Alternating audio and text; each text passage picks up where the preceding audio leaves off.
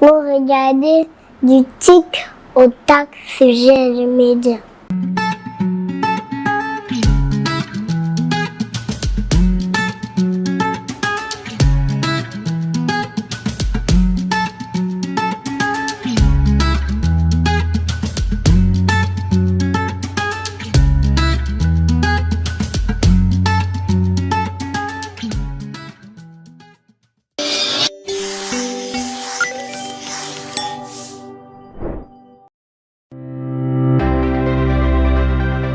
Savez-vous que vous pouvez étudier ou travailler au Canada et gagner plus de 76 000 francs par jour en tant que soudeur? Eh bien, vous ne rêvez pas. C'est bien possible grâce à GNG Consultings en partenariat avec l'agence de recrutement 237 Destination Canada. Vous vivez en Afrique ou tout ailleurs dans le monde et souhaitez immigrer au Canada pour étudier ou travailler? GNG Consultings en partenariat avec l'agence de recrutement 237 Destination Canada vous donne la possibilité d'améliorer votre vie en immigrant en toute sécurité au Canada en qualité de résident permanent, travailleur temporaire, étudiant. GNG Consultings et son partenaire 237 Destination Canada vous permettent de trouver du travail au Canada dans les domaines suivants: éducation, santé et services sociaux, génie civil, administration, manufacture, hôtellerie, restauration, ainsi que les technologies de l'information. Travailler une fois au Canada comme aide-soignant, infirmier, inspecteur en construction, infographe, graphiste, développeur d'applications, développeur web, menuisier, maçon, mécanicien, soudeur, chauffeur, technologue et technicien des sciences de la santé, technologue des laboratoires médicaux, technicien en génie électronique et électrique,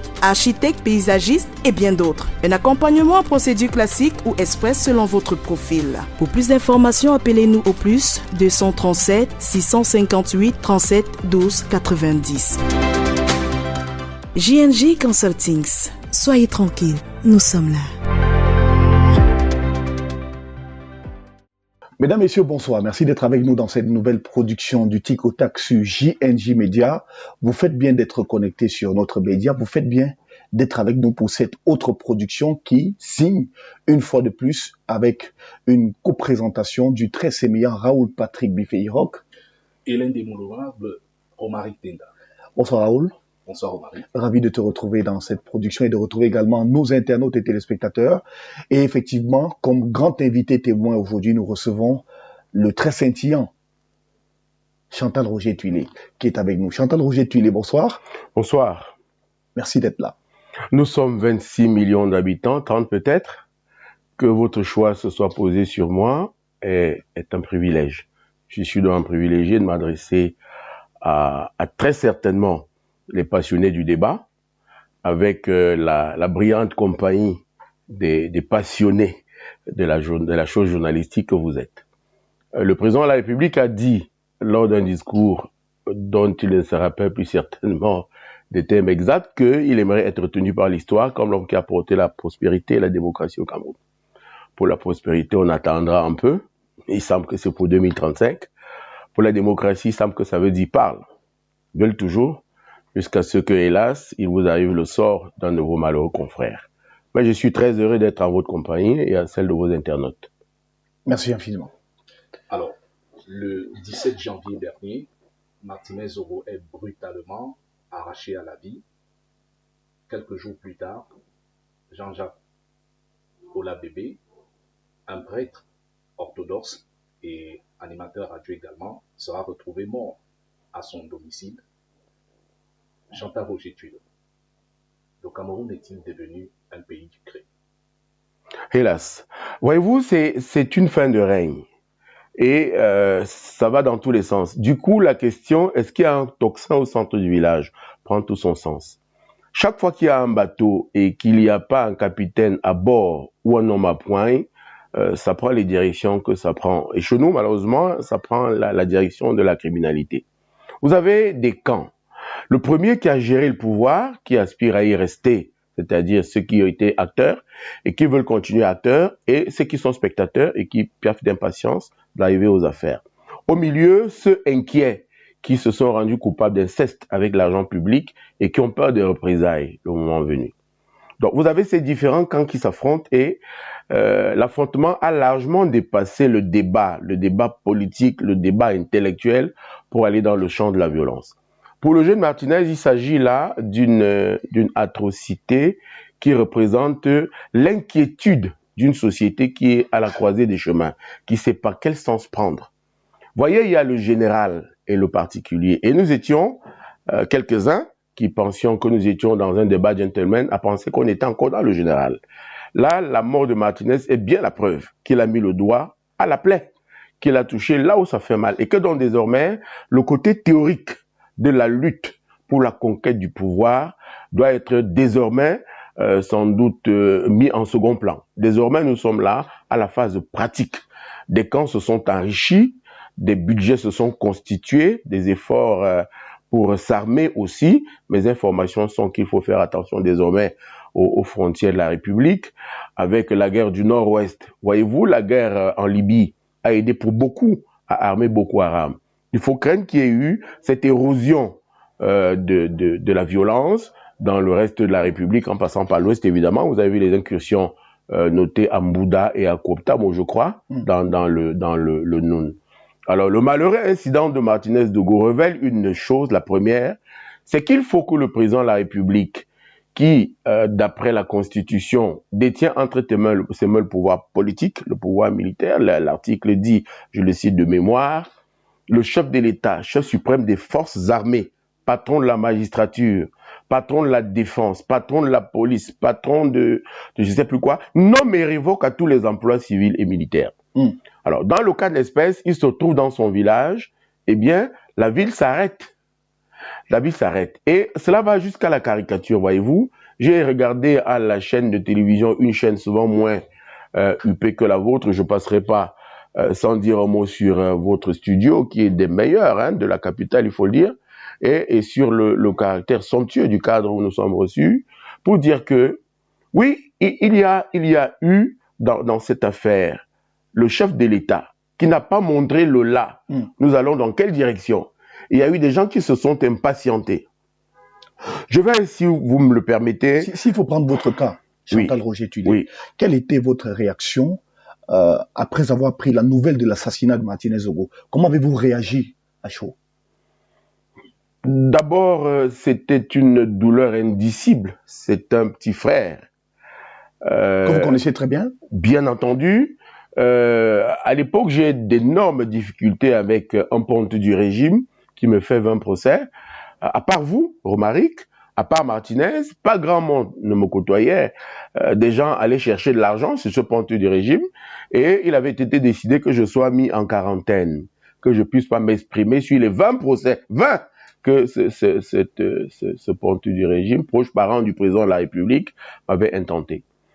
Après avoir interdit à vie la Tribune de l'Est, le seul journal de la région de l'Est, le mien donc, et après m'avoir interdit d'exercer la profession de journalisme au Cameroun à vie, ce ponte-là. Et donc, vous étiez le seul, je me rappelle, cela doit faire 1 an maintenant, que vous êtes venu pour me prendre une interview dans cette même ville de Yaoundé. Et le seul qui également à la place me prenait régulièrement dans ses émissions, si vous écoutez ces jingles et tous ces spots, c'est bien ma voix qui ressort, c'est bien Martinez Zogo.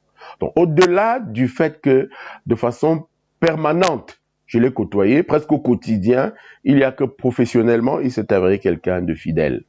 C'était son tempérament sans doute, mais cela est toujours très agréable de vivre la chaleur humaine quand on a été, par la force de la cupidité de quelques-uns et de la bêtise des hommes, isolé du groupe. Isolé du groupe. Et donc, d'abord, je réponds à votre question avec beaucoup de douleur. Ensuite, avec beaucoup d'inquiétude. Est-ce qu'un homme peut rester chez lui et décider d'ôter la vie à une autre personne? Est-ce que des gens peuvent, voyez-vous, j'ai des plaisirs faciles, je vous les souhaite, quelques bières, dans un petit bistrot avec des amis, un petit caleçon de filles. C'est honnête de le préciser, maintenant qu'on n'est plus très au courant déjà des hommes qui nous côtoient. Pour devenir plus sérieux, oui, qu'il y a donc désormais une profession au Cameroun, celle de tuer d'autres personnes. Qu'on peut payer des gens pour ôter la vie à d'autres personnes. Et la vie, voyez-vous, c'est le bien le plus précieux. Pour ceux d'entre nous qui resteront longtemps ici, je vous le souhaite, c'est souvent de 1 an à 90 ans, si on prend l'exemple plus haut. Mais les autres s'arrêtent si on s'en tient aux chiffres de l'OMS à 56 ans. c'est la moyenne d'âge pour qu'un homme s'en aille. Alors, d'où vient que quelqu'un s'arrête et décide d'arrêter le cycle de vie d'un autre? Vous pouvez tout offrir à un homme, sauf la vie. Une fois que vous avez ôté le souffle de vie à quelqu'un, eh bien, vous ne pouvez plus le lui redonner. Donc, nous avons atteint l'abject. Nous avons atteint la ligne rouge. Nous sommes arrivés où il ne faut pas arriver. Il y a eu des assassinats de journalistes au Brésil, il y en a eu au Pakistan, il y en a eu à travers le monde.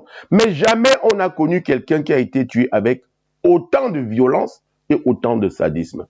Je réponds à votre question, oui, avec beaucoup de douleur et surtout avec beaucoup d'inquiétude. Avec en plus une projection, celle que j'envoie à votre génération, une interrogation que j'envoie à la vôtre pour dire quelle génération vous vous bâtirez? Parce qu'il s'agit là de votre avenir dans la profession. Le journalisme au Cameroun, en ce moment-là, devient un métier à haut risque et il vous revient de vous mettre ensemble, de vous serrer les coudes pour continuer à espérer, pour continuer à professer dans le métier que vous avez choisi. Alors, le mode opératoire utilisé pour l'assassinat de Martinez Zogo, Chantal Roger-Tulle, quel est le message que cela renvoie à la presse? Qu'on peut vous prendre à tout moment, qu'on peut vous ôter la vie à tout moment, comme disait un homme très célèbre au Cameroun, que vous devez la boucler, tout simplement. Comment elle intervient? Je peux en parler. Oui. Je n'ai pas anticipé, et ça ne me vaudra pas, je crois, d'être convoqué au set comme mon aîné et ami Xavier Messé. Les faits sont constants désormais. Il a des informations, pas innocentes, qui semble-t-il viennent d'un ponte du régime. Je vous ai appelé, je vous ai dit à l'entame de cette... Là, vous parlez de Martinez Zogo. Zogo. Oui. À l'entame de notre entretien, je vous ai dit que c'était des camps qui s'étaient constitués pour la conquête du pouvoir. Tout à fait. Qu'il y en avait deux, et sans doute un troisième qui évoluait sous l'ombre. On en parlera, je crois, mais moi j'ai de la peine à ne pas regarder un quatrième qui serait l'armée, qu'on appelait à tort la grande muette. Parce que nous parlons de notre pays, là, voyez-vous, et il faut parler de toutes les hypothèses. Donc, il a des informations avec des documents. C'est le cas que j'ai quand j'affronte cette très haute personnalité du régime à l'époque. Je présente des documents, des photos, des reçus de banque, des reçus de retrait d'argent, de la dilapidation de la fonction de la fortune publique. C'est ce qu'il fait. À la seule différence que le contexte, pour lui, est difficile, pardon. Il ne mesure pas ce qu'on appelle en sciences politiques le rapport des forces. Oui. Il ne mesure pas qu'il est une sorte d'appât qu'un camp a jeté à l'autre camp. Les deux camps violents qui s'affrontent. Tout à fait. Alors, les autres, puisqu'il a en sa possession des documents difficiles à gérer, des documents qui dénudent les plans même de conquête du pouvoir des autres, eh bien les autres s'attaquent à lui. Tombant ainsi, pardon d'utiliser l'expression, dans le piège de l'autre camp. Donc, il a tout simplement servi d'appât. Les autres ont réagi tel que ceux d'en face voulaient qu'ils réagissent. Et votre malheureux confrère est mort dans cet engrenage. Ça renvoie à une question que j'avais à une certaine époque utilisée pour la rédaction de mon mémoire. Journalisme et liberté, peut-on tout dire? Doit-on tout dire? Dans les pays du tiers-monde, désormais, oui. Dans quelle dimension peut-on dire même la vérité qu'on a? Ça ramène sur le choix de la personne à qui on a remis les documents. Parce que celui qui lui remet les documents l'a condamné à mort. Il sait, on peut en parler, n'est-ce pas? Tout à fait. Il sait l'éducation de Martinez, pas des plus complètes. Il sait le côté, voyez-moi, de mon petit frère. Et il mise dessus. Il lui donne des documents, et sur plus d'un mois, Martinez en parle. Quand il parle à la ligne 94, 55, 56, oui, 56, oui.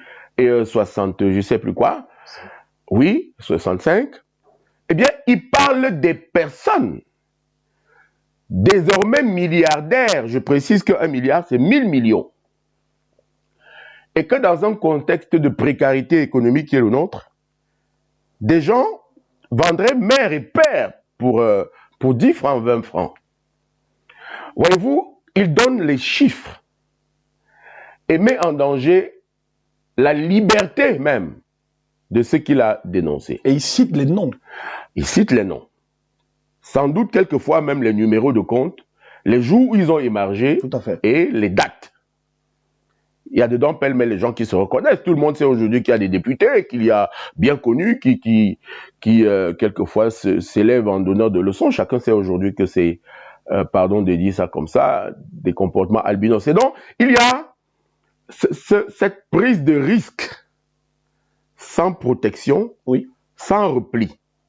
Une telle information gérée par 5 personnes n'aurait pas eu le même effet que gérée par une seule personne. Ces messieurs n'auraient pas tué 5 personnes. Vous comprenez? N'aurait pas pris sur elle de mettre 5 sur lui de mettre 5 personnes en prison. Donc il y avait le contexte, j'en ai parlé, dans quel contexte il a soulevé ces documents. Oui. Le rapport des forces, qui était en face de lui, et maintenant la pratique de la gestion de cette information. Est-ce que livrer, distribuer les documents à 5 ou 6 personnes, ça n'aurait pas... Ça aurait eu le même effet, mais est-ce que ça ne l'aurait pas préservé d'une mort aussi violente? Tout à fait. Vous pensez qu'il a été manipulé dans sa démarche? Incontestablement. Incontestablement. Par le camp qui lui a remis des documents. Incontestablement. Je parlais là de la bagarre. Un camp a donné des documents, l'autre camp a réagi. Oui. L'autre camp est tombé dans le piège de l'autre. Des procédures judiciaires, qu'on dise qu'on veut, mais partent d'un fait. C'est les documents qu'il avait, qui ont mis très mal en point, qui ont très mal à l'aise, pour parler comme au quartier. L'autre camp, qui sans doute a réagi, qui certainement a réagi. Lui, dans ce moment-là, a servi d'appât. Est-ce qu'il était conscient du fait qu'il servait d'appât? Chacun dira. Mais vous avez vécu, vous étiez plus jeune alors, une situation similaire. Deux même similaires en Afrique. La première, elle était celle de l'engagement social d'un homme. Il y avait un homme au Gabon, quelquefois en France, il passait d'un pays à l'autre, il s'appelait Louon. Louon était venu au Gabon pour travailler avec la première dame du Gabon. Je crois que c'était un chorégraphe. Et a donné tellement d'importance à son travail qu'il a débordé le cadre du travail et s'est mis à s'intéresser de très près au charme de Madame Bongo, qui est encore là. Bongo père s'entend. Et il a été assassiné. Au terme d'une bagarre très longue, vous allez voir où je vais en arriver, où le président du Gabon est allé à l'hôtel où se trouvait enfermée son épouse avec M. Louon, donner des coups de poing à la porte à Paris, le président du Gabon.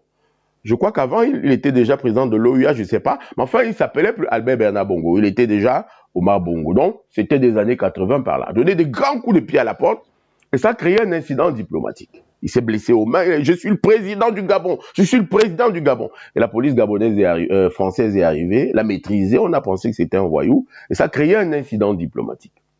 Est-ce que M. Louon, après avoir abusé de l'épouse, je parlais du cadre personnel, de quelqu'un pendant aussi longtemps, avait besoin de l'exposer aussi durablement et aussi grossièrement aux yeux de l'opinion? Non.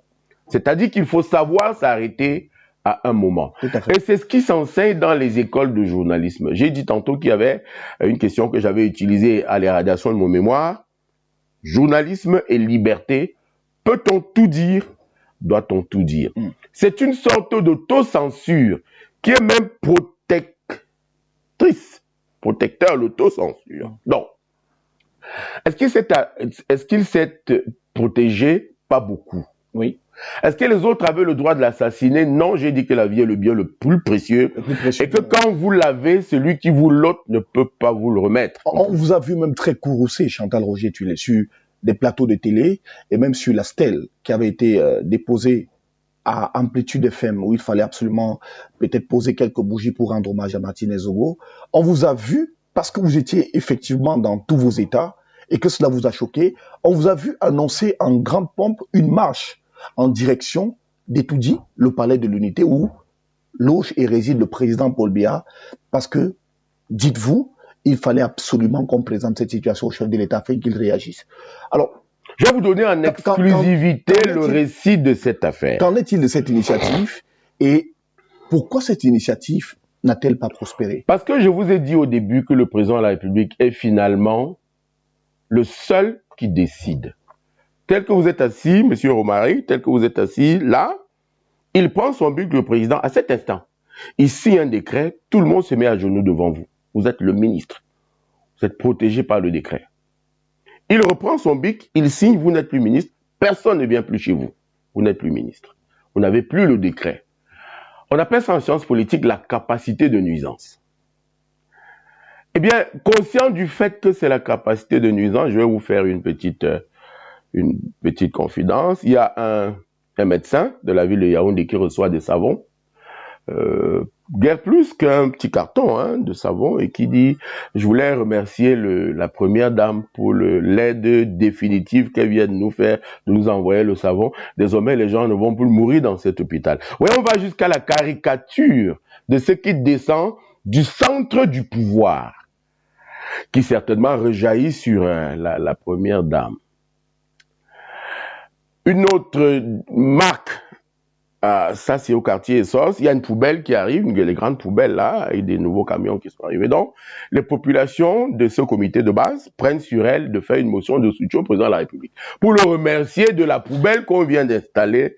Vous voyez, ça va jusqu'à la caricature, mais ça illustre à souhait que le centre du pouvoir est bel et bien détenu par une seule personne. Dans ce cadre, et en sciences politiques, on appelle ça un régime présidentialiste fort, presque voisin de dictature. Donc, je sais, en âme et conscience, qu'il ne faut pas que la mort de ce jeune garçon, coupable d'avoir fait son métier, qui est né avec moi à Essos, tiens, je parlais d'Essos tout à l'heure, nous étions 5 ou 6 que vous connaissez, plusieurs autres, là, notre aîné qui était alors Rigobert Son, Nkou Vondo Prosper, qui était voisin de moi, Martinez Zogo, dont le père était gendarme, qui s'est battu pour sauver le régime du renouveau le 6 avril. Eh bien donc, pour que cet événement ne passe pas inaperçu, j'ai décidé, avec 10 journalistes, d'aller au Palais de l'Unité, dire le ras-le-bol au président de la République. Des journalistes. Des journalistes. Au Cameroun, pour obtenir une autorisation, en réalité c'est déclaration, mais voyez-vous, dans un système d'abus, c'est toujours dit, vous n'avez pas obtenu l'autorisation de la marche. Et pour se protéger, nous avons lu quelques livres quand même dans le groupe pour dire que nous ne sommes pas tombés de la dernière pluie. Nous avons décidé d'appeler ça une marche pour aller donner un mémorandum à notre grand frère, le président Biya. Est-ce que vous avez marché? Pourquoi ça n'a pas fonctionné? J'en viens.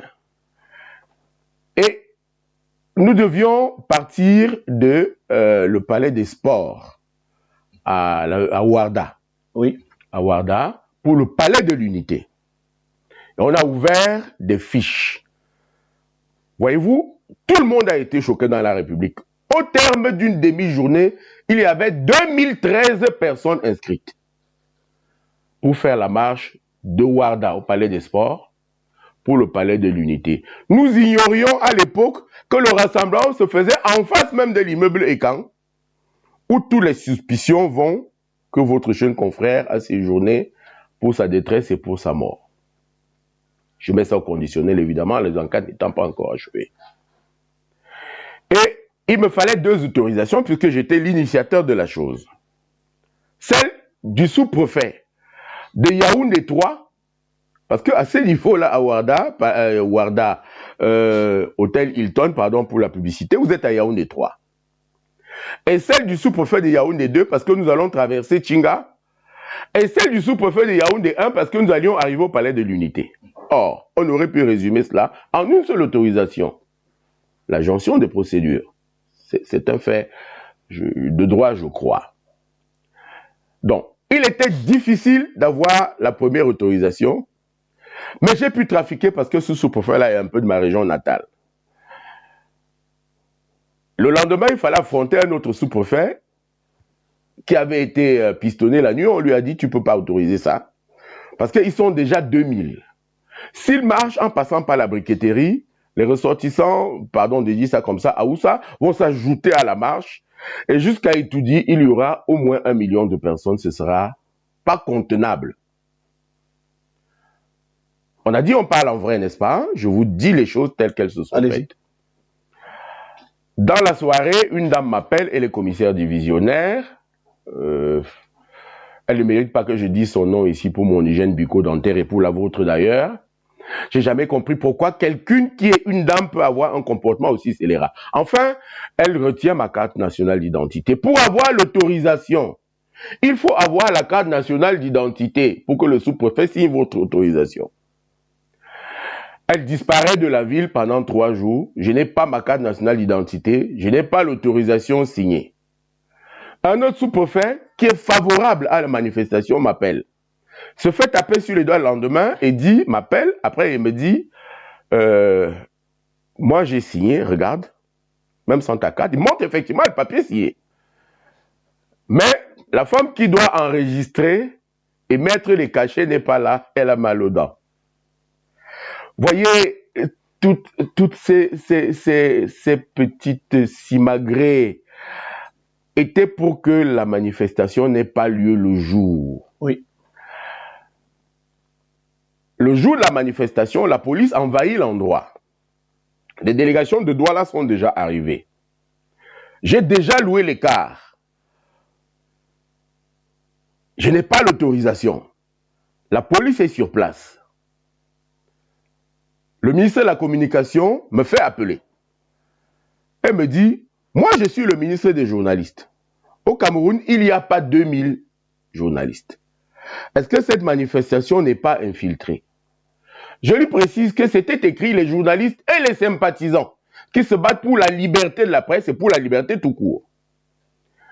Pendant que je sors du MINCOM, la dame qui avait ma carte d'identité m'appelle et me dit, je vous donne la police pour protéger votre marche. Je lui dis, non madame, c'est précisément les policiers que les journalistes et les civils n'aiment pas au moment des marches.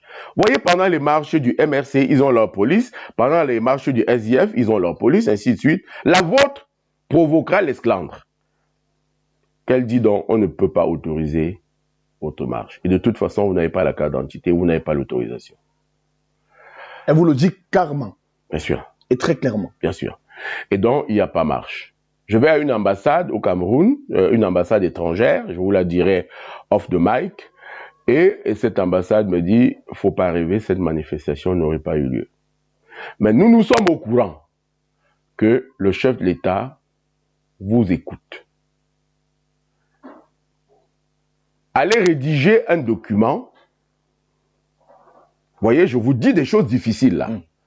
Allez rédiger un document sur l'objet de votre marche, sur la distance de la marche, sur les motivations. Amenez-le-moi, c'est cet ambassadeur qui dit, d'un très grand pays, hein, et je vais le transmettre au chef de l'État. Pendant que je sors de cette ambassade, une très haute personnalité, permettez que je la cite pas, elle a requis l'anonymat, de la ville, du département, de la région, m'appelle et me dit, il faut surseoir à la manifestation. Nous allons t'amener chez le directeur du cabinet civil. Il faut faire une demande. Le chef de l'État, une demande d'audience. Le chef adressé à M. Mvondo Ayolo. Le chef de l'État ne peut pas recevoir 2000 personnes. Je réponds à ces personnalités de la capitale et de la région du centre que le chef de l'État a bien reçu les motomanes, qui, même si c'est une profession honorable, n'est quand même pas plus honorable que les intellectuels que sont les journalistes. Les 10 heures de la politique de Paul Biya, c'est-à-dire, je n'ai pas dit les rapporteurs, hein, les 10 heures de sa politique de démocratie et de liberté, pour ne pas dire les défenseurs, eh bien, on m'oppose que non, le chef de l'État ne peut pas recevoir 2000 personnes. Allez voter une délégation de 30 personnes, 30 journalistes. Toutes tribus confondues, toutes régions confondues, tous médias confondus. Je retourne voir le ministre de la Communication. Je lui dis que les exigences, j'ai encore les délégations de Douala entre les mains, qui doivent manger, qui doivent boire, qui doivent rentrer à Douala. Je dois vous le dire, hein, j'ai dans la nuit un paquet de 4000 t-shirts qui sortent de nulle part. Je ne sais pas d'où viennent les t-shirts. Floqué de la photo de Martinez, avec la photo derrière, avec Adieu Martinez. La lutte pour le combat pour venger ta mort. Comment avez-vous réagi? assez mal, parce que ça ressemblait à une infiltration de quelques partis politiques qui voulaient arracher l'événement à la presse et manifester au sein des journalistes pour... alors vous savez, les lois scélérates qui ont été votées sont que j'allais être pris pour rébellion. Comme ceux du MRC qui, pour eux, n'ont même rébellé personne en réalité. Le professeur Foguet, que je veux saluer ici, qui est un frère et un ami, allait se promener, allait saluer son président, on l'a pris devant le portail, il marchait pas à lui. Donc, je demande d'où viennent les t-shirts. Non, il y a 4000 t-shirts et il y a 100 polos. Oui. Les polos. Il n'y a pas quelqu'un dans la presse qui est riche. Et vous avez suivi ma déclaration devant le mausolée qu'on a fait de Martinez avec les Boujoux. J'ai dit qu'aucun journaliste ne prenne un seul sou dans cette affaire. C'était une marche propre que nous voulions faire. Avec des t-shirts noirs. C'est le mien à l'intérieur, vous voyez. C'est à dessein que je l'ai mis quand vous m'avez convié à votre émission. Est-ce que vous avez essayé d'identifier les auteurs de ces t-shirts? C'était écrit un donateur anonyme. C'était écrit, vous devez recevoir toutes les aides, la population vous soutient. C'était écrit dans le ballot des polos, vous n'êtes pas seul. Bon. Sur le coup, ça ne m'attire pas directement.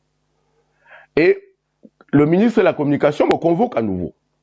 Je vais dans son bureau et il me dit, il faut faire attention, cette affaire est infiltrée. Entre-temps, j'ai aucune autorisation. Je bluffe un peu, je dis que j'ai l'autorisation, j'ai les délégations de Douala. Et ils doivent manger, ils sont environ 800 qui sont venus de Douala.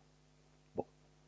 En journée, une autre délégation arrive, on se connaît dans la presse, avec des gens que je connais pas du tout, qui ont des tatouages, des os barrés aux mains, qui sont plutôt violents, qui m'obligent à la marche. Et je leur explique qu'il n'y a pas l'autorisation. Cette fois-là, on fait la réunion à l'école de Messa. À l'école de Messa, où il y a le rassemblement pour dire, est-ce qu'on marche quand même? Et si l'armée tire, qu'est-ce qu'on fait? Sur quoi, je leur dis officiellement donc que je n'ai pas reçu d'autorisation, que je n'ai même pas la carte d'identité. Et je demande que quelqu'un d'autre prenne la tête de la manifestation, quelqu'un qui a la carte d'identité. Je suis au regret de dire qu'aucun journaliste ne s'est présenté pour prendre la tête. Ça, c'était un événement et au terme de cela, nous avons donc rédigé la demande d'audience que le président Paul Biya a demandé pour recevoir 30 journalistes. Nous attendons toujours que le cabinet civil nous appelle pour nous dire, le chef de l'État va vous recevoir. Ne marchez plus, c'est à haut risque. Les augmentations des prix du pain, des prix du carburant, des prix de ceci ont exaspéré la population à un tel fait que si vous marchez, cela capitalisera l'essentiel des mécontentements et ce sera le prétexte pour faire embraser le Cameroun. Voilà la vraie histoire sur cette marche qui n'a plus eu lieu. D'accord. Les t-shirts, nous les avons abandonnés au Palais des Sports, dehors. Est-ce que les policiers s'en sont saisis? Je pense que non, qu'ils sont très polis et très honnêtes. Mais je dois vous dire que c'était de beaux t-shirts et de beaux polos. Les gens de Douala, j'ai pu m'endetter et on a loué un car devant le Hilton qui les a accompagnés à Douala. Et comme j'ai dit, nous attendons toujours, puisque le chef de l'État nous a donné sa parole. Et j'espère que, horrifié par le niveau de la cruauté de la mort de Martinez. Vous savez, Martinez commençait toutes ses émissions, je suis le fils de Paul Biya. Je suis le fils de Paul Biya. Je vais parler pour mon père. C'est comme ça qu'il commençait toutes ses émissions. C'est pour ça que les chefs traditionnels étonnent lui disent, nous allons venir enterrer ton fils chez toi. Alors nous attendons, nous journalistes, puisqu'il était le père de Martinez, qu'il tienne parole. D'accord. Qu'il nous reçoive. Qu'on lui dise, les journalistes sont mal à l'aise au Cameroun. Pourquoi? Père, mère ou mari. Rapidement, parce qu'on va marquer une pause. Il y a. Votre métier est très difficile. On va commencer par vous, Pour balayer une case, il faut commencer par un coin. La désunion dans la profession. Le meilleur ennemi d'un journaliste au Cameroun, c'est un autre journaliste. Vous ne pouvez jamais imaginer que pendant ces faits, je suis allé voir un aîné et un ami qui est ministre. J'y ai croisé 10 directeurs de publication qui mangeaient avec lui sur la table. Alors que j'avais programmé une marche des directeurs de publication, des journalistes et tout, qui étaient là-bas. Que pensez-vous? Un tel niveau de copinage entre le pouvoir politique et la profession de journaliste, qui est supposée, des deux professions, on s'entend, qui sont supposées être opposées, ou au moins opposées, m'a semblé pour le moins suspecte. Donc vous n'êtes pas unis. Il arrive que des médecins fassent des erreurs de diagnostic, on ne les enferme pas. Je suis là sur la dépénalisation des peines, des délits de presse.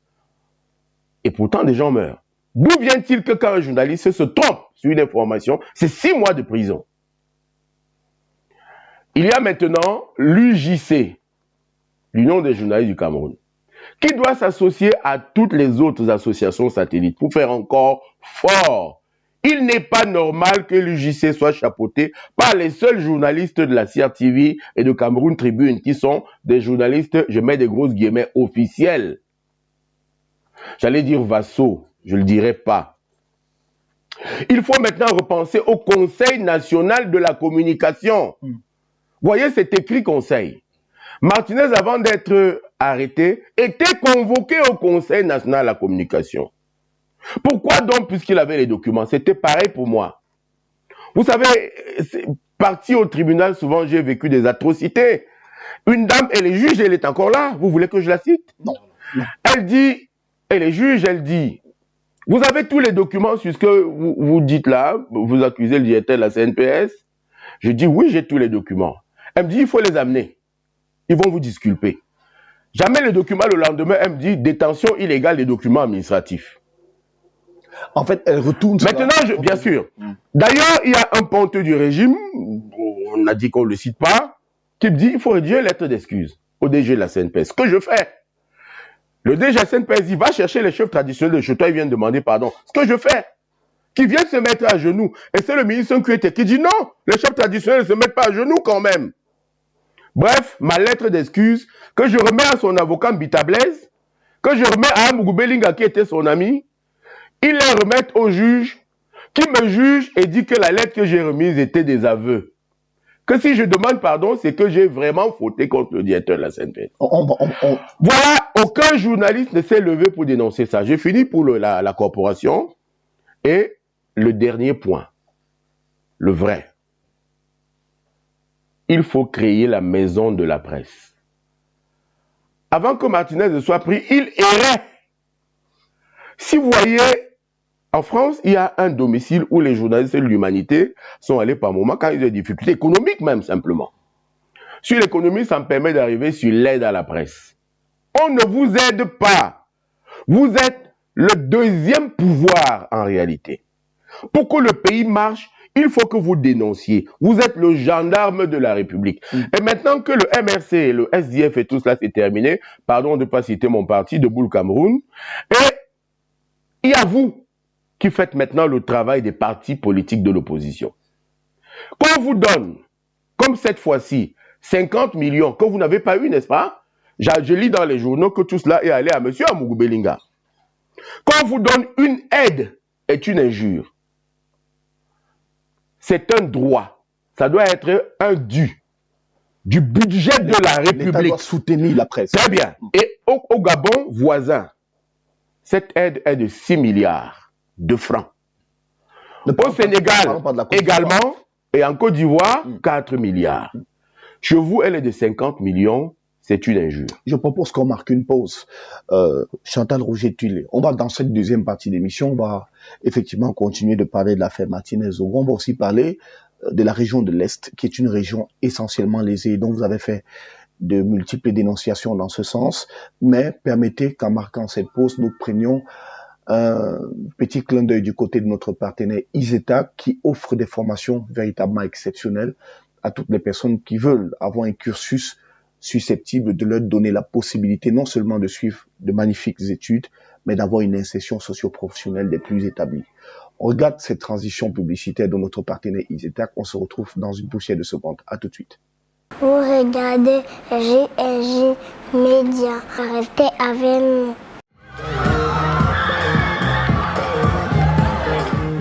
À quelques mètres du carrefour Yassa à Douala, trône majestueusement Isetac.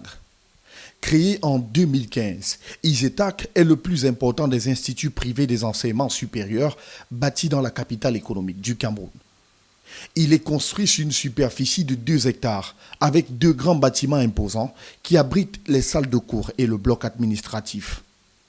Tout récemment, en marge de la célébration de la Fête nationale de la jeunesse, le top management d'Isetac a lancé les journées portes ouvertes du 8 au 10 février.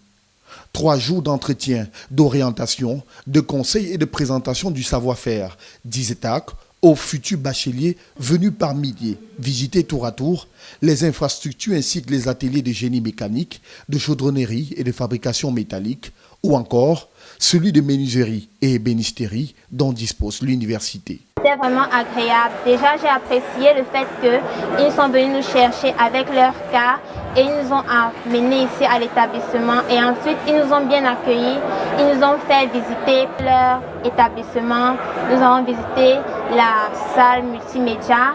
Nous avons visité plein d'autres domaines. Et aussi, je peux dire que Isetac nous offre plusieurs opportunités dans le monde de la formation et aussi de l'emploi. Comment ils s'y prennent, par exemple, pour dépisser une panne sur le véhicule à l'aide d'un appareil de diagnostic. Comment ils s'y prennent pour réparer la panne. Et aussi, comment certains systèmes des véhicules fonctionnent. Notamment le fonctionnement d'un moteur diesel, le fonctionnement d'un moteur essence, le fonctionnement d'un système d'injection d'essence électronique, le fonctionnement d'un système d'éclairage signalisation automobile, ne serait-ce que ça. En guise d'innovation, Isetac vient de nouer un partenariat dans les domaines portuaires et maritimes avec Shanghai Ocean University of China et Regional Maritime University of Ghana. Avec ce partenariat, les étudiants formés par Isetac sortiront munis d'une licence et d'un master, ainsi que d'une certification dans la filière qu'ils auront choisie. Et ce n'est pas tout. Il y a 6 filières sur lesquelles Isetac va former à compter de l'année académique prochaine. La filière pêche maritime, la filière aquaculture, la filière électromécanique navale, la filière sciences nautiques, la filière gestion logistique portuaire et maritime et la filière sécurité et sûreté des plateformes pétrolières portuaires et maritimes. En fait, ces filières-là, le cycle généralement c'est sur 5 ans. Sur 5 ans, mais avec au départ l'obtention d'une licence. Alors, la formation va se faire en 2 volets. Il y aura un volet qui va se faire sur Cameroun, la partie théorique, et une partie pratique qui va se faire en entreprise. Et ensuite, les étudiants, selon la filière choisie, iront soit au Ghana, soit en Chine. Ça dépendra. Et je voudrais vous signaler que la Chine a un système de 4 ans pour avoir une licence. Alors, nous sommes en train donc de voir comment les étudiants feront 2 ans au Cameroun et aller faire 2 ans en Chine. Voilà un peu ce qui est en train de vouloir se passer.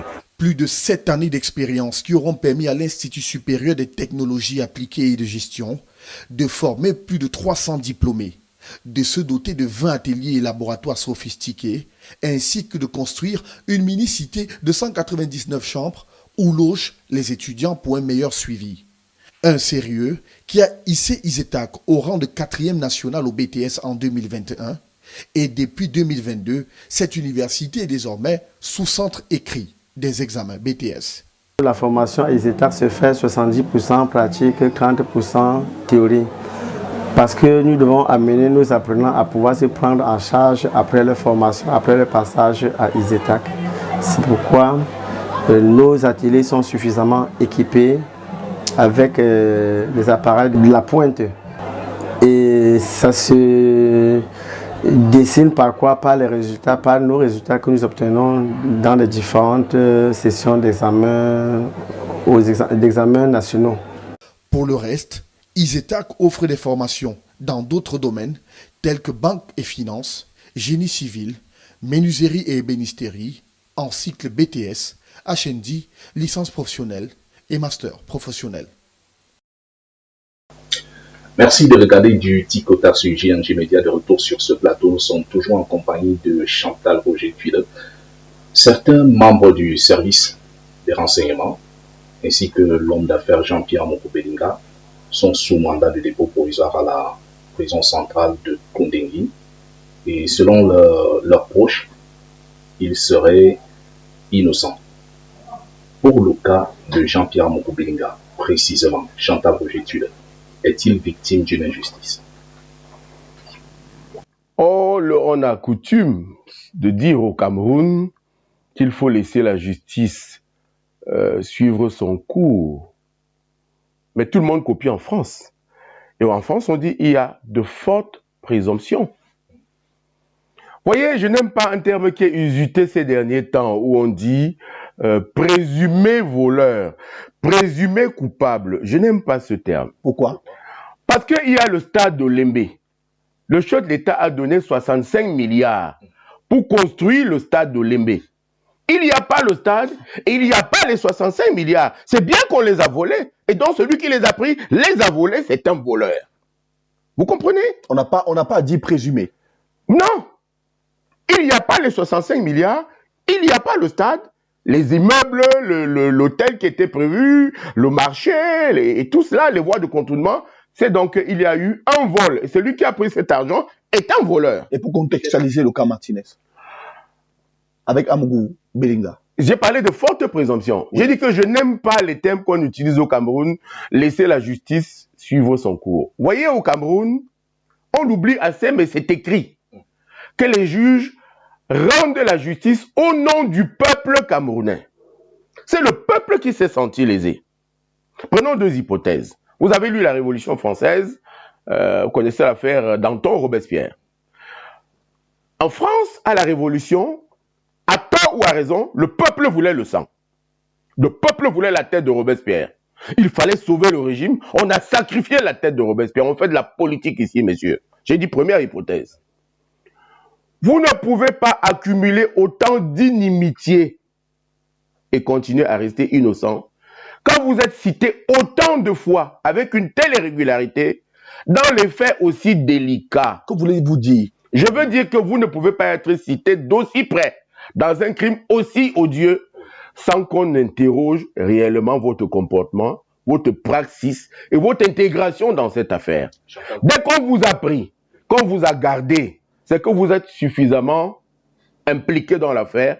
Vous n'êtes plus en tout cas innocent. C'est clair. On ne met pas des innocents aux arrêts pour continuer à les écouter en sécurité. Le fait qu'on vous garde dans la justice du Cameroun, c'est qu'on vous empêche de vous échapper. C'est donc qu'on vous reproche quelque chose et le juge d'instruction posera des questions pour trouver votre culpabilité définitive ou pas. Mais quand on vous garde, c'est que vous êtes déjà, je n'aime pas le terme, présumé coupable. Pour ce qui me concerne, je n'aime pas spécialement le monsieur, pour des raisons personnelles, Amougou Belinga. Vous voyez la pénibilité que j'ai à prononcer ce nom sinistre, parce que je pense que c'est un illettré. Et j'aime parce que non, c'est un illettré dans le dictionnaire, le petit Larousse, c'est quelqu'un qui n'a pas été à l'école. C'est la vérité. Vous ne pouvez pas dire à un diplomate, tu me la boucles. Vous ne pouvez pas offrir des présents à la femme du secrétaire général de la police et vous l'insulter en plein milieu de télévision. Vous ne dites pas, vous voyez, je vous ai félicité pour votre studio, vous ne dites pas c'est la télévision de ma famille et moi-même je fais ce que je veux. Vous ne pouvez pas dire des insanités à une dame qui est ministre en plus, ce n'est pas possible. Quelqu'un qui a lu quelques livres, de bons livres, sait comment dire des choses. On peut dire la même chose, mais en y mettant du tact, en y mettant, du doigté, en y mettant, comment on dit cela, en y mettant de bons mots. J'avais dit que personnellement, je n'aimais pas le bonhomme, mais illettré n'est pas une injure. Ça veut dire qu'il n'est pas lettré, il n'a pas lu de bons livres, ou les a pas lus du tout d'ailleurs. Hein? Donc, cela épouse à souhait le comportement qu'il a eu souvent. Si vous regardez également beaucoup de nos têtes couronnées, la plupart sont soit des illettrés politiques, soit des illettrés tout court. Comment expliquez-vous que quelqu'un est dans un pays pauvre, une délégation de 15 voitures qui l'accompagnent dans son bureau, il est dans une seule. Il crée un bouchon incroyable. Il va seulement dans son bureau, qui quelquefois est à 500 mètres. C'est de l'illettrisme. Si vous êtes méchant, c'est de la sauvagerie. Et dans ce cas précis, sauvage n'est pas une injure. C'est un qualificatif d'un comportement asocial.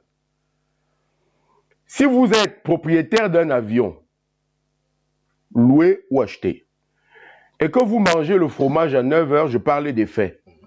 Vous êtes un villageois. On ne mange pas le fromage à 9 heures. Comprenez? Si vous achetez le Baileys, je parle des faits, que vous le diluez avec le coca, vous êtes un villageois. Alors, à quoi renvoie cette carte? Même si vous êtes milliardaire. À quoi renvoie cette carte? Et cela me renvoie à une dame de l'Ouest de la République qui m'a dit, quand un tam-tam résonne déjà aussi fort, il va bientôt se percer. Ça n'a pas loupé. Je voulais dire qu'au Cameroun, vous voyez, il y a des fortunes encore plus grandes que la sienne. Des fortunes suspectes, peut-être plus suspectes que la sienne. Mais autour de laquelle il n'y a pas eu autant de bruit du fait de la personne qui gérait cela, du fait de son illettrisme. Illettré, qui n'a pas lu les livres, qui n'a pas lu les bons livres, ou qui ne les a pas lus du tout. Regardez ce n'est pas votre cas, regardez les Camerounais à leurs chaussures. Je voulais saluer le ministre Momo ici, mais vous comprendrez jamais pourquoi il aime les chaussures rouges. Et donc, c'est une question de culture. Parce que les chaussures, c'est la seule chose que vous achetez, que votre épouse ne peut pas acheter pour vous. C'est dans le reflet de votre culture et les livres que vous avez lus. Vous comprenez? La gestion donc des 12 voitures qui vous accompagnent à votre bureau est la marque de ce que vous êtes saturé. Je vous prends un fait simple. J'ai regardé à Paris le phénomène de l'homosexualité. C'est une société où on a tout fait. Ils sont saturés. Un homme aime un autre. Mais chez nous, c'est un facteur de domination. Un autre veut montrer aux autres qu'il les domine. Et l'homosexualité, dans ce cas, est devenue l'ascenseur pour grimper dans l'échelle sociale. Ce n'est pas le cas à Paris. À Paris, 2 hommes s'aiment, simplement pour le fait de s'aimer. Quelquefois, c'est un caprice social. Mais chez nous, on y met des pratiques magiques. Quelqu'un qui va avec vous, vous vide. Cela devient de la sauvagerie. C'est de l'illettrisme. Et donc, parce que si vous entrez chez les francs-maçons, le fait de l'homosexualité n'est pas de la sauvagerie, c'est un rituel. Chez vous, c'est de l'illettrisme et c'est de la barbarie. Et donc, c'est de la sauvagerie. Chantal Rosier-Tulé, qu'est-ce que vous voulez dire en clair? Est-ce que vous voulez dire en clair que Amougou Belinga y est pour quelque chose dans cette affaire? Je veux dire en clair que Martinez est un ami et que tout le monde qui est impliqué dans l'affaire n'aura qu'une excuse venant de moi. Et que si j'étais juge, je sais bien qui j'accuserais et je sais bien qui je condamnerais. Permettez, avec vous, qu'on évite d'aller au 7 demain, n'est-ce pas? Parce que désormais, il faut demander l'autorisation à M. Galax et Toga avant de dire une chose qui concerne ces procès. Pardon de citer le cas malheureux de Xavier Messé ici. Oui. Mais on parle d'un cas sérieux. En France, il y a ce qu'on appelle des fortes présomptions. Voyez au Cameroun l'histoire du Covid. Voyez, comment on l'appelait, Madame Tuente. Voyez celle que vous avez vue danser à l'ambassade de France, Madame Ketcha, devant l'ambassadeur. Seulement pour un tel comportement en France, on vous retire de la vie publique. Le temps que vous prouviez que ce n'est pas vous qui dansiez, ou comme Madame Ketcha, que vous disiez que vous dansiez parce que vous étiez en territoire français et votre mari est français. Sauf que c'est le ministre du Cameroun qui dansait devant l'ambassadeur de France qui n'a pas encore remis ses lettres d'accréditation au président de la République. Ce n'est donc plus un fait anodin. Voilà notre fait d'illettrisme. Vous posez la question, est-ce que pour moi ils sont coupables? Dans mon fort intérieur, j'ai bien ma décision, j'ai bien ce que je pense, mais il faut sauver votre jeune télévision, le Conseil national de la communication vous écoute. Et attendre les faits. Voilà, et vous dira le moment venu que vous avez anticipé dans une enquête. Mais voyez-vous, et je viens là sur le communiqué du ministre de la Communication. Quand il lit les articles qui interdisent d'intercéder dans l'enquête, de s'introduire dans l'enquête, il ne lit pas l'article 2, qui dit que les journalistes, eux, font leur profession de raconter ce qui se fait dans l'enquête. Ils ne sont pas partie prenante à l'enquête. Ils sont dans leur bon droit de dire ce qui se fait dans l'enquête. Encore que ce n'est pas dans son rôle. Non. Non, justement, c'est lui le défenseur des libertés de la presse. Ce qu'il a fait, il s'est opposé à l'expression de la liberté à la presse. Mais le ministre a dit que le Cameroun était un état de droit dans lequel... Je voulais que vous répétiez que le Cameroun est un état de droit. Nous parlons de Martinez, c'est ça? Oui. Je vous renvoie la balle. C'est vraiment un état de droit? Je dis non. Vous voyez, il y a tellement d'exemples. Celui-là m'a spécialement choqué. Il y a un monsieur qui était président de la République ici. Parce qu'il y a ce qu'on appelle le prestige, la fonction. Il y a ce qu'on appelle l'élégance de la gestuelle, de la chose, la pratique de la politique. Le président de la République ici, et il est mort. Et il est enterré à Dakar. Celui qui était ambassadeur à Dakar à l'époque s'appelait Raymond Mondouga. Il a demandé à Yaoundé ce qu'il faut faire. Et Yaoundé, on a dit rien. On n'a pas mis les drapeaux en berne. Il s'appelait Monsieur Aïdjo. Vous choisirez son nom. Hein? Aujourd'hui, il commence à y avoir des noms qui sortent. Badama Sital Bahamadou Aïdjo, certains autres, ainsi de suite. Mais vous voyez, il y a des noms au Cameroun désormais. Et quand on écrira l'histoire, il y aura de la matière. Il y en a un qui s'appelle Bongondo, Paul Barthélemy, par exemple. L'histoire dira. Mais enfin, donc, son épouse meurt. Vous m'avez suivi? J'ai dit Bongondo, Paul Barthélemy. Donc, son épouse meurt et on l'enterre également là-bas. Il n'y a aucun événement triste au Cameroun. Maintenant, sa fille meurt. Elle est médecin. Aucun médecin au Cameroun ne s'est manifesté pour une collecte. Le pire, c'est là que je vais arriver. J'ai vu sa fille à Minatou, qui est concierge au Palais des Congrès. Vous ne pouvez pas nommer quelqu'un PCA d'une maison à louer. Ça n'a pas de sens, c'est un concierge, c'est une concierge. Comme celle de votre immeuble, si elle est simplement concierge. De faire campagne contre Belobouba Maïgari à Garoua pendant que le corps de sa sœur, elle a une seule sœur, se trouve à Dakar, m'a semblé indécent. C'est du cynisme d'après vous? Indécent. Et voilà un autre symbole de l'illettrisme politique. Quelle fonction espère-t-elle obtenir en cette fin de règne pour piétiner ainsi l'élégance attachée à la gestion des relations entre les hommes? Alors, Chantal Roger-Tullet, sortons de l'actualité de Martinez-Zogo et tous les autres éléments qui entourent cette actualité. On y reviendra certainement dans d'autres éditions. La région de l'Est Cameroun, qui est votre région natale, votre région d'appartenance, je pense, qui est certainement l'une des régions les plus riches, sinon la plus riche du Cameroun par les différentes mines qu'on y trouve, les ressources naturelles, mais qui est une région aujourd'hui extrêmement précaire et qui est fortement désenclavée. Alors d'après vous... Fortement enclavée. Enclavée. Oui. D'après vous, qu'est-ce qui peut expliquer ce contraste? Elle s'explique de deux façons. Quand on balaye une case, on commence par un coin. Commençons par les fautes de cette région-là, dont les élites, oui, je mets des guillemets, de grosses. Le pouvoir de Yaoundé, généralement, choisit des hommes de paille, mal formés.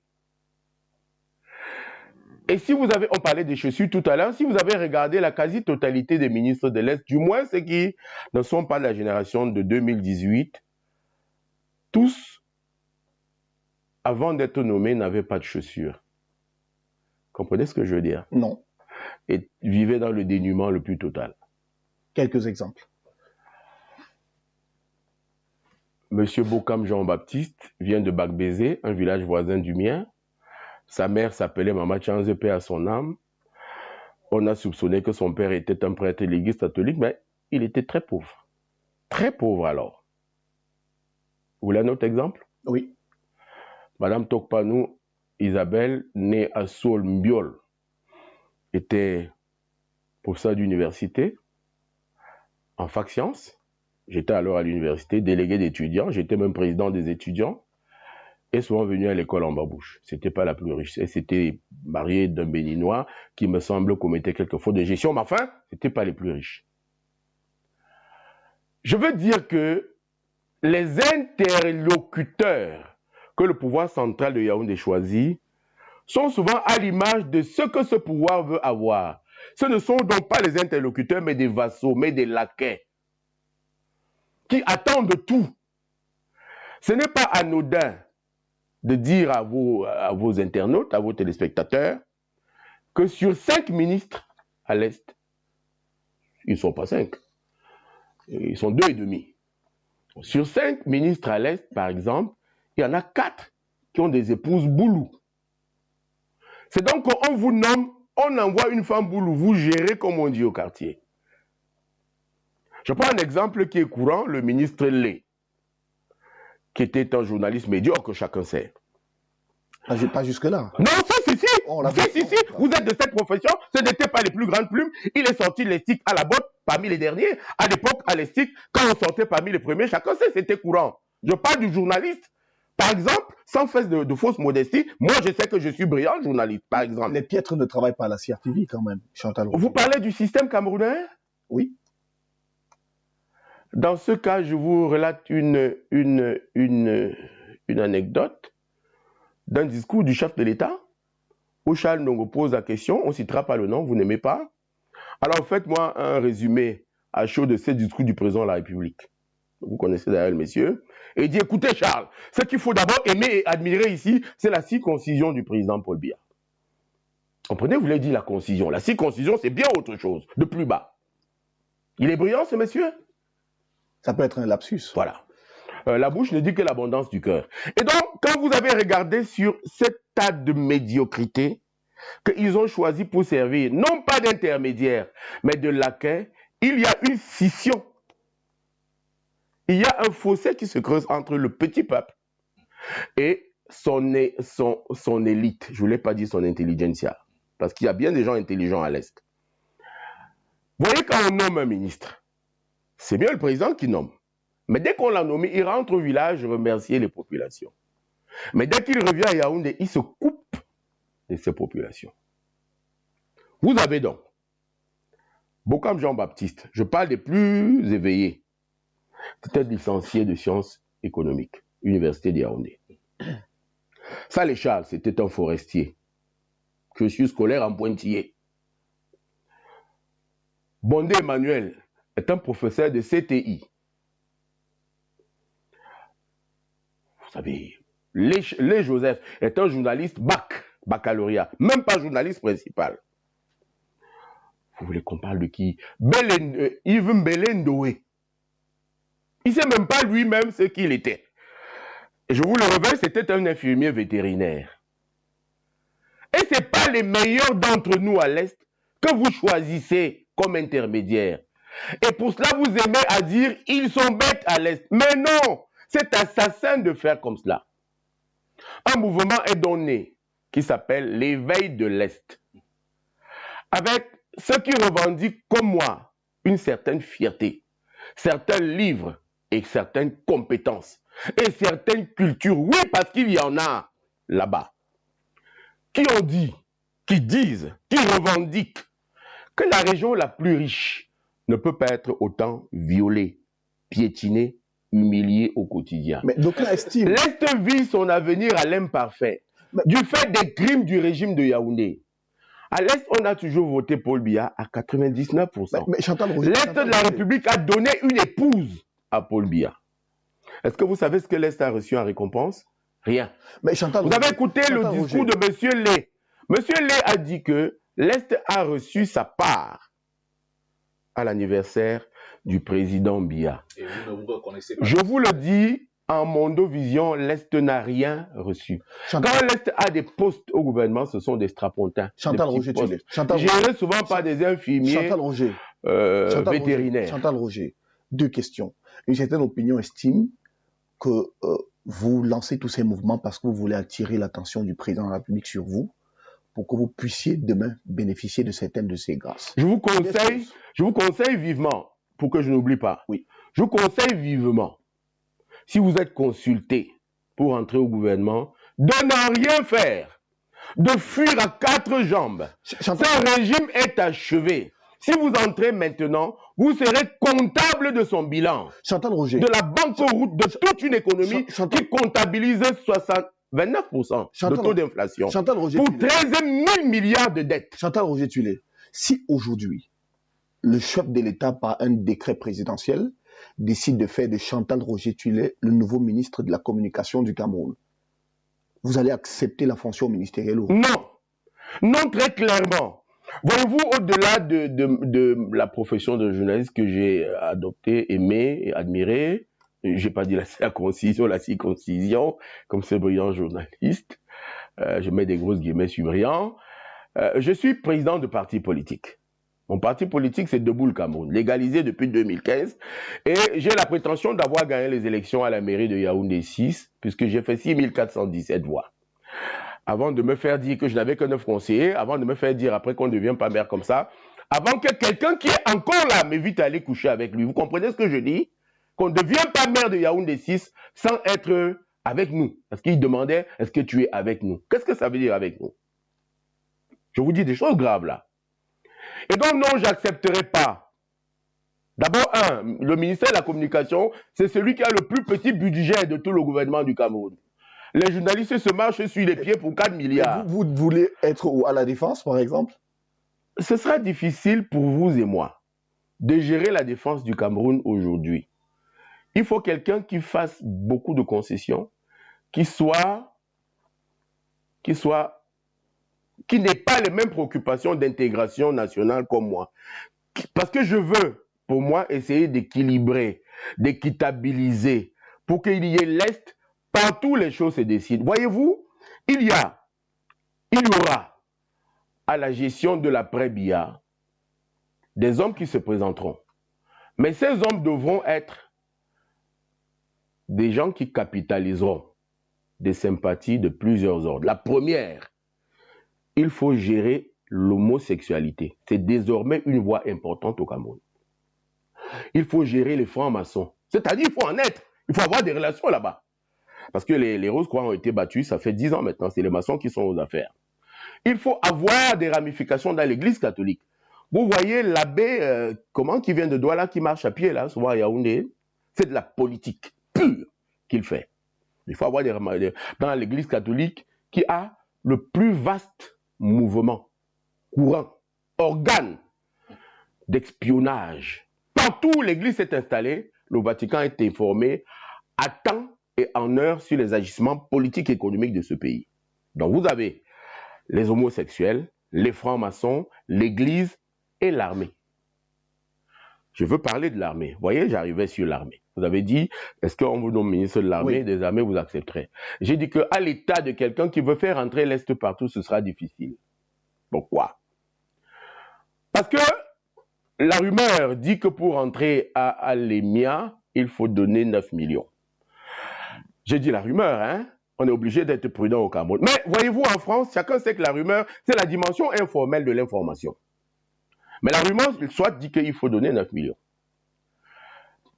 Voyez, le président Biya, dont je ne suis pas le plus fervent supporter, a donné la chambre d'agriculture à l'Est, où il y a l'essentiel des forêts. On parlait tantôt des incompétences et des mauvais choix des représentants de l'Est. C'est bien celui qui gère là-bas. Ceux qui gèrent là-bas, depuis les indépendances, à part Efrem Marimba qui était de la Léquier, ce sont les ressortissants de l'Est. Il y a bien eu Mata Roland, il y a bien eu Adibolo Philémon, il y a bien eu. Et celui qui est là maintenant s'appelle Minjos, qui a voyagé dans tous les pays du monde, mais qui n'a rien fait sur les plantations au Cameroun. Résultat, à l'Est, on cultive encore à la daba. A contrario, je viens sur l'armée. A contrario, en saluant bien bas le ministre Maïrobé, dont je doute la nationalité. A contrario, il y a, parce qu'on s'appelle Maïrobé souvent en Centrafrique, au sud du Tchad. A contrario, il y a la chambre de commerce que le président Biya a consacrée à l'ouest bamileke. Cela échappe aux gens, mais à Freeland, c'est la CCI, qui était une petite maison comme ça, en face du collège de la retraite, où il y avait 3 bamileke, pardon de dire ça comme ça, qui y mettaient l'argent des cotisations. À Freeland, au bout de 10 ans, est une méga banque, la plus liquide d'Afrique centrale. C'est donc le petit commerce, et ceux qui encadrent ce commerce, la chambre de commerce, l'encadre très bien. Ça fait quoi?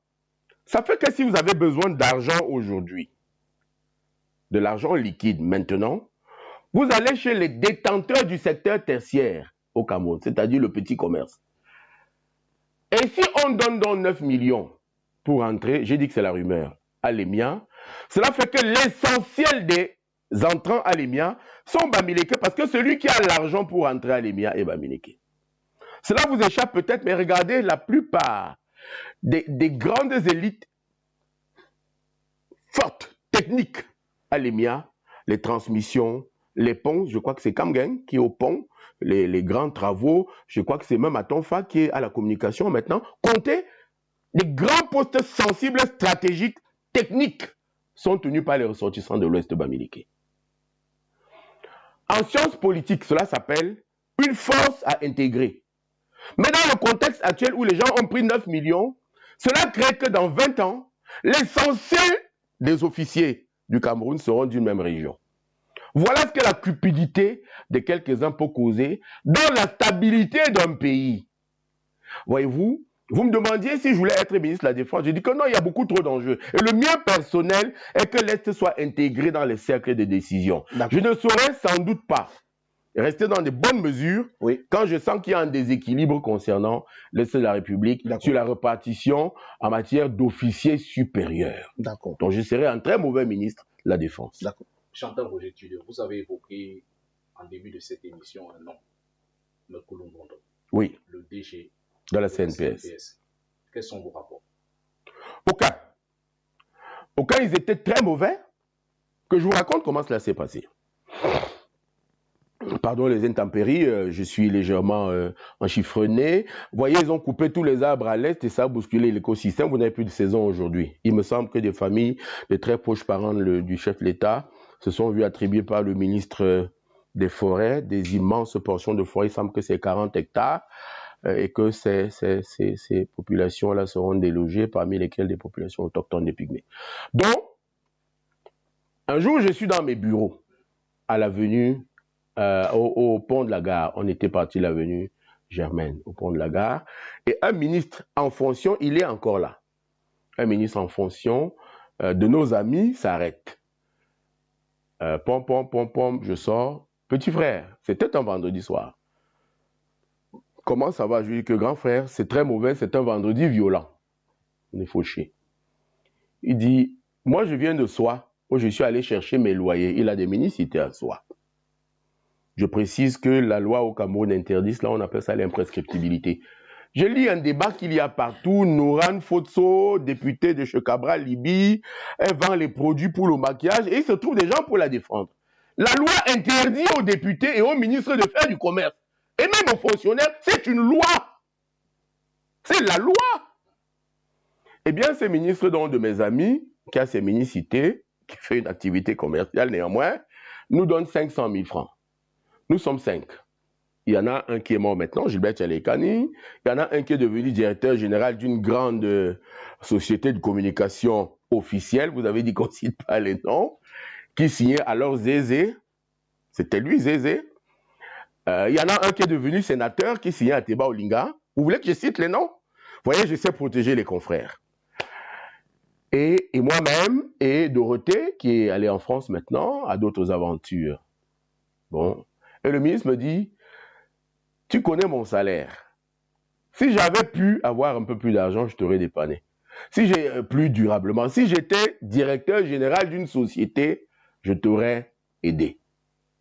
Je lui dis, pourquoi directeur général, monsieur le ministre? Il me dit, mais tu n'as pas la grille des salaires des DG? Je dis non. Il dit, bon, écoute, je pars au bureau, suis-moi 1 heure de temps après pour qu'on ne voit pas que nous étions ensemble. 1 heure de temps après, je le suis à son bureau. Inutile de préciser que nous nous sommes déjà beaucoup battus sur le partage des 500 000. Vous voyez la misère. Et par ces temps de ramadan financier, 500 000, c'est le quotidien de plusieurs familles, voyez-vous. Et donc, je le rejoins au bureau, il me donne la grille des salaires. Dedans, il y a des salaires de 45 millions. Je crois que c'était M. Moudiki. Il y a des salaires de 35 millions. Ça devait être M. C'est qui? Des salaires de 35 millions. C'est-à-dire que quelqu'un a travaillé pendant 30 jours et il gagne 45 millions. Il y a le salaire du DG de la CRTV, qui est une très vieille connaissance de la tribune de l'Est. Vous avez dit qu'on ne cite pas les gens. Et ainsi de suite. Madame Yahouaï Satou, 30 millions, je sais pas. Et c'est excessif. Parce qu'aucune de ces sociétés ne produit quoi que ce soit pour le budget anémié de l'État du Cameroun, pour les finances quachorcoreuses de ce pays qui s'essouffle dans la misère et dans la faim, qu'une seule personne touche 45 millions de francs après avoir paradé dans un bureau très climatisé avec le frigo plein de tout genre de libations achetées par la sueur du citoyen. Cela m'a semblé injuste et nous avons programmé ça pour l'édition de la Tribune de l'Est de lundi. Oui. L'actualité était morte. L'Assemblée avait siégé, le président Biya n'avait pas remanié, il n'y avait donc rien à l'actualité. Il fallait donc sortir. Nous avons donc mis ces salaires. Le titre c'était « Les salaires colossaux des DG des sociétés d'État au Cameroun ». Le salaire de M. Mokoulou Vondor ne nous intéresse pas. Il est dans nos notes d'environ 11 millions. C'est le traitement d'environ 11 millions. Ça ne nous intéresse pas. Et nous publions le journal. C'est un tollé général. Comment vous l'appelez, on refait une nouvelle édition. Celle de jeudi. Ça marche. On refait une autre de vendredi. Et des jeunes photocopies à la poste centrale. Ça marche. La semaine suivante, le directeur, monsieur Simon Beyangapé, son âme, qui était alors chargé de la communication, m'appelle au téléphone. Elle me dit, il y a mon directeur qui a un colis pour toi. Je me dis, chic, c'est sûr, il m'envoie un peu de carburant. Il dit non, c'est une convocation, une citation directe à comparaître. Quand le journal est sorti, tous les directeurs généraux des sociétés incriminés nous appelaient, disaient non, je ne touche pas tant. Je ne me suis pas voté ce salaire, c'est le conseil d'administration. J'ai trouvé ce salaire, je n'ai pas demandé à l'avoir. Lui nous a porté plainte. À Douala, 2 procès. À Yaoundé, 2. À Garoua, 2. À Bamenda, 2. À Maroua, 2. C'est-à-dire au moment où il y avait les Boko Haram et la guerre au Nozo. Résultat, pour diffamation, le même prétexte. Au terme de tout ceci, une autre plainte au Conseil national de la communication, qui a donc décidé de ma déchéance, que je ne suis plus journaliste à vie au Cameroun. Et c'est écrit, c'est pour ça que je vous disais de vous méfier du Conseil national de la communication, qui n'est fait que de fonctionnaires et pas des pairs de la presse privée, dite privée, parce que c'est vous qui faites le vrai travail, d'opposition au régime politique de Yaoundé. Et donc, nous allons à la première audience, parce que c'était à Yaoundé, j'avais 4 juges, je peux les citer, M. Bias, Mme Bissiongol, Mme, celle qui m'a demandé les documents là, et celle qui m'a condamné, parce que j'ai été condamné avec 5 ans de sursis, on n'a jamais vu ça, et avec une amende où 10 000 francs s'ajoutaient tous les jours, et elle a caché la condamnation.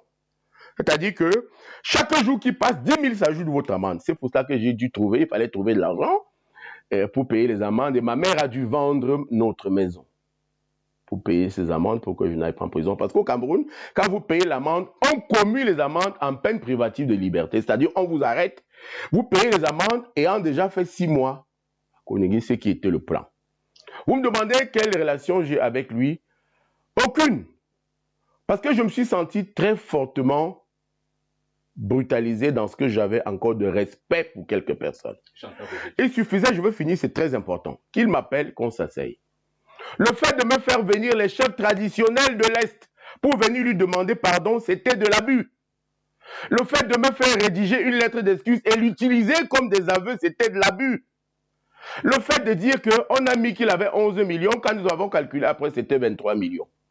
Il y avait simplement un mot qui gênait les juges, c'était qu'on n'a pas mis traitement, on a mis salaire. Et le juge nous dit, ce n'est pas son salaire, c'est le traitement mensuel, où il faut mettre le carburant, la maison, et ci, et ci, et ci. Mais tous les documents que nous avions, vous les avez regardés, sont bien, c'est caché, sont bien de la CNPS. Alors, vous allez, écoutez, je vais vous raconter. C'est très important ce que je vous dis là. Permettez-moi de vous relancer. Oui. Si j'étais vous, j'écouterais un peu. C'est très important. Au terme de tout ceci, je peux citer aujourd'hui le médecin du chef de l'État, exaspéré, m'amène donc au village, chez le président de la République. C'est la première fois que je l'ai en face. Vous voyez, je vous ai dit que c'est très important ce que je vais dire. Oui. Et le président de la République, je ne sais pas s'il a changé, mais a lu tous les documents. Je précise que son garde du corps au village est un Bambileke. A lu tous les documents, les uns après les autres. A demandé ses lunettes et les a lus les uns après les autres. Et m'a demandé, vous travaillez à la CNPS? J'ai dit non. Il a dit, tout ceci est vrai? Je dis, oui, Excellence. C'est les deux choses qu'il m'a demandé. Et il a dit, je m'en occupe. Et nous sommes rentrés à Yaoundé. Le mois qui a suivi, le secrétaire général de la présidence de la République m'a fait appeler et m'a remis le courrier qui était adressé à M. Esso Laurent, bien vouloir arrêter toute poursuite judiciaire contre le nommé Chantal Roger Tuilé. Par ailleurs, associer tous les documents de ce que vous lui reprochez et les faire acheminer à mon conseil, c'était alors celui qui est mort là, conseil juridique du chef de l'État. Non, c'était pas celui-là, c'était celui qui a une jambe, pardon de dire ça comme ça. Donc, c'est comme ça que les poursuites se sont arrêtées. C'est comme ça que les agressions physiques se sont arrêtées, parce que je précise qu'avant, un commando de 6 personnes est arrivé chez moi, à Tamtam Week-end à Biemassi, a tiré sur le bâtiment, a brûlé mes voitures, vous avez vu les images, a tué mes chiens au fusil. Vous voyez, c'était le sort de Martinez que j'avais moi, en réalité. Mais il y a le destin, il y a Dieu, je crois, j'en suis certain, qui m'a sorti de là. Et donc, au terme de cela, avec l'intervention du chef de l'État, ces poursuites se sont arrêtées. Et ça n'a pas fait grand bruit. J'avais l'obligation de la réserve. Et je vous ai dit que je veux vous en parler. Merci pour cette information en spéciale. Exclusivité. Merci. Je vous donnerai le document. Mais en 30 secondes, est-ce que, personnellement, vous regrettez avoir traité cette information? Oui. Oui. Parce que à cette époque-là, j'avais la même fougue que Martinez. Celui qui nous fournissait les documents, nous fournissait les documents, après que lui, quand même, le DG de la CNPS, nous ait porté plainte, ses ennemis donc, nous ont amené des documents. Pour qui voulait son poste, à l'époque, il était question d'un remaniement. Pour qui voulait être ministre des Finances, on le citait très abondamment. Comme maintenant, il semble qu'il est en pole position pour devenir ministre des Finances avec un certain son Blaise. Je vous donne les choses en exclusivité. Il semble bien aussi que le nouveau président du Sénat, c'est M. Nkuete, et que son adjoint, c'est Mbargangele, voyez, et que M. Nidon Frunji entre comme président du Conseil économique et social, et M. Joshua aussi comme ministre des Transports. Bref, vous dites, à cette époque-là, est-ce que je recommencerai? Non. Non, parce qu'il y a ce qu'on appelle le rapport des forces. Je m'attaquais là au neveu du chef de l'État. Et la CNPS avait financé les élections présidentielles de cette année-là pour partie. Et c'était un homme extrêmement riche. C'est un homme extrêmement riche. 1. Et 2, nous servions les intérêts de quelques personnes qui étaient tassées dans l'ombre, qui nous manipulaient sans que nous le sachions. 2. 3, au total de tout ceci, qu'est-ce que j'ai gagné? Rien. Mon journal est interdit, je suis interdit moi-même à vie de faire le seul métier que j'ai appris. Et personne, à part Martinez Zogo et Romary Tenda que voici, n'a continué à me fréquenter dans les milieux de la presse. Personne. Il y a même eu, je peux les citer sous les honoriales. Je peux même citer Rodrigue Tonguin qui m'ont piégé à une émission à Canal 2, vous l'avez suivi. Je peux même citer Jean de Dieu ici, je peux citer tout le monde. Aujourd'hui que l'affaire est finie, je connais désormais qui a fait quoi dans cette affaire. C'était très difficile. Des confrères qui m'ont ainsi tourné le dos complètement, les gens que j'ai cités. Chantal Roger Tuilé. Il y a donc eu, à cette époque-là, un espoir. Mon père est mort. Un espoir que les retraités, dont mon père n'est plus, se regrouperaient autour de moi pour faire bloc, pour dire qu'il a défendu notre cause. Mais il n'y a jamais eu aucun retraité avec moi au tribunal. Il n'y a jamais eu aucun retraité pour me donner les 180 000 dont j'avais besoin pour chaque avocat qui devait me représenter dans les 20 villes où j'avais les procès, avec mon journal interdit, c'est-à-dire toute source de revenus coupée. Vous n'avez plus rien, vous êtes un prisonnier. Chantal Roger Tulé. Et le public n'est pas venu. Ça me renvoie, s'il te plaît, Romaric, à ce fait, on vient de fêter l'anniversaire de la mort de Ateba Yéné, que tout le monde applaudissait en sensé. Quand il est mort, nous étions, moi, Messanga Yamding, je ne sais plus qui, et nous avons dit, avec un richissime homme d'affaires de l'Ouest, hein, le président Kaji, pour ne pas le citer, qui a dit, on va prendre les enfants en charge. La rentrée qui a suivi, on a fait des cotisations pour les 8 gosses de Ateba Yéné, on n'a pu récolter que 29 000 francs. Tout le monde s'était défilé. Il n'y a pas, c'est là que je voulais arriver, je demandais ta clémence pour ça, oui. Il n'y a pas le peuple au Cameroun. On ne sait pas faire foule au nom d'une cause au Cameroun, ce qui heureusement est déjà le cas à l'Est. Autour de moi et de certaines autres personnes, Patrick Sapak, on a d'ailleurs des ministres dedans, anciens soit, mais des ministres avec nous, pour dire que il faut faire entendre une voix. Eh bien, autour de moi, le peuple n'a pas fait entendre sa voix. D'accord. Sur des faits anodins, un jour, je finis par là, vous asseyez à un bar, un monsieur vous offre une bière, et il passe derrière vous, il dit, qu'est-ce qu'il croyait? Il croyait qu'il pouvait s'attaquer au neveu du chef de l'État. Vraiment, les gens cherchent des problèmes. Hein. C'est ça la conscience qu'il y a au Cameroun. Mais Chantal Roger Tulé, après avoir vécu tout cela, j'ai envie de vous demander de quoi vivez-vous aujourd'hui? De rien. D'expédient. Pour parler en français, d'expédient. Il se trouve qu'il y a une diaspora camerounaise qui est forte. Il se trouve que j'ai dû vendre, ma mère, vendre notre maison pour que je puisse payer les amendes, les avocats, et tout le reste. Il se trouve que mon épouse, évidemment, est partie, a été recrutée par nos ennemis, mes enfants également. Vous avez trouvé 3 tout à l'heure à la maison. Je suis père de 8 enfants. Vous avez que ma mère est morte il y a 2 mois.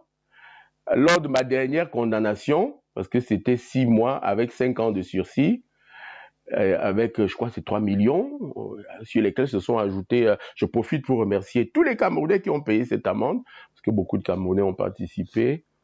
Ma mère donc, je suis fils unique, je dois le préciser. Ma mère donc dit, ton père est mort, j'espérais que ce soit toi qui m'enterre. Maintenant, c'est moi qui vais t'enterrer. Elle est devenue cardiaque. Elle est donc morte de crise cardiaque en novembre, le 26 novembre, et je l'ai enterrée. Vous avez certainement suivi cela dans les médias.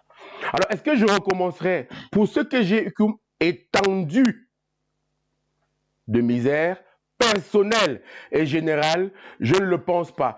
Et c'est le propre des pays africains où les hommes ne font pas foule, où il n'y a pas un peuple, oui, où il y a des hommes, hélas. Merci beaucoup Chantal Roger Tulé. C'est ici qu'on met un thème à cet entretien. Merci beaucoup. Le temps consacré à cette émission est largement dépassé, mais c'était nécessaire de vous avoir sur ce plateau et d'avoir toutes ces explications de votre part. Merci. Chaque fois que vous me convierez, je serai venu. Des socles de la grande discussion intellectuelle, au-delà des petitesses de la vie quotidienne, comme le vôtre, où on développe, où on projette, où on interroge, sont rares. J'ai regardé un peu autour. Vous avez dans des chaînes de télévision au Cameroun, quelquefois un seul programme. Et avec la musique autour, avec la solidarité, quelqu'un a un œil percé, il faut l'aider. Quelquefois, les filles qui disent, quand on couche avec des gens dans les cafés, comment il faut faire. Mais des programmes, projections, comme le vôtre, il faut les multiplier. Il faut les multiplier. La prochaine génération sera la vôtre. Le président Biya et ceux qui sont avec lui ont mis la mienne hors jeu. Des gens de 56 ans de ma génération sont hors jeu désormais pour la grande activité sociale. Je salue ici le président Nyatni Fendi Marcel, qui, d'après mes informations, a décidé de quitter l'arène. Je voulais moins saluer le président Kamto. On vient de faire les sénatoriales, qui sera encore absent. Je ne vais pas m'attirer beaucoup d'amis là, mais est-ce que c'était réellement un bon choix de ne pas aller aux élections législatives et municipales. Savez-vous, au Cameroun, parce que je suis candidat aux élections présidentielles, au Cameroun, pour être candidat, il faut avoir un conseiller au moins. Et le MRC avait un député qui a été interdit de se représenter à Douala. Le MRC non, ni conseiller ni député. Le président Kamto n'est donc pas candidat aux prochaines élections présidentielles. Nous allons vers la fin d'un système que je ne souhaite pas militaire, mais c'est une hypothèse. C'est les grands électeurs, en cas de décès de M. Nyat, M. Kavaï, qui se serviront de choisir le collège qui fera les élections finales. Oui. Comme au Mali, il fallait que le MRC fût de ce collège, il ne l'est pas. D'accord. Merci beaucoup Chantal Roger-Gilles. Merci également Raoul, c'est la fin de cet entretien. Merci à Chantal Gilles. Merci à toute l'équipe technique qui a travaillé autour de cette émission. Une équipe technique chapeautée, je peux le dire aujourd'hui, par Gilles Bédan-Noubissi. Merci pour le travail. Merci également à celle qui supervise et qui coordonne cette émission, Grasté, et un remerciement particulier au couple Tenjo. Merci à vous de nous avoir suivis, c'est la fin de cette émission. On se retrouve bientôt avec un autre invité, avec le même plaisir et le même désir. À très vite.